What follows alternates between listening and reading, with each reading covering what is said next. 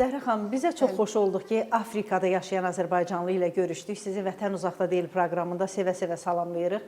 İndi dünyanın harasına istəsən insanlar gedirlər və bu çox adi qarşılanır. Amma 30 il əvvəl Afrikaya köçmək, Mərakeşə gəlmək, bu qərarı necə verdiniz? Leningradda oxuyanda tələbə idim və mənim həyat yoldaşımı ora rast gəldim. O da Mərakeşdən idi. Ona görə ailə qurdum. Bir yerdə təhsil alırdınız? Bəli. Bir qrupda təhsil alırdınız? Bir qrupda oxumuşduq. Toyunuz harda oldu? Leningradda, orada. Tələbə idik.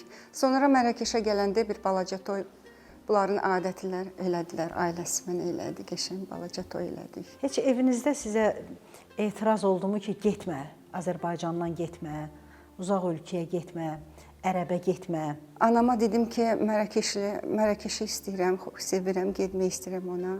Anam dedi, ərəblərlə çətin olar, onların 2-3 qadını arvadı olur.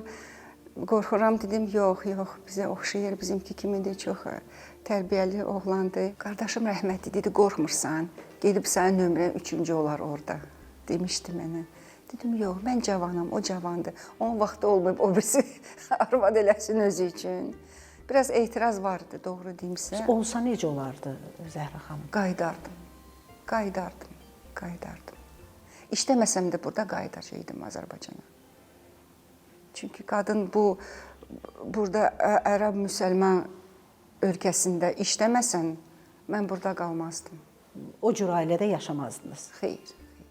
Mən niyə özümü, başımı yüksək saxlamışdım? Çünki mənim öz pulum var idi burada, başa düşürsünüz. Mənə bir söz deyən yox idi, çünki mən öz-özümə qazanırdım.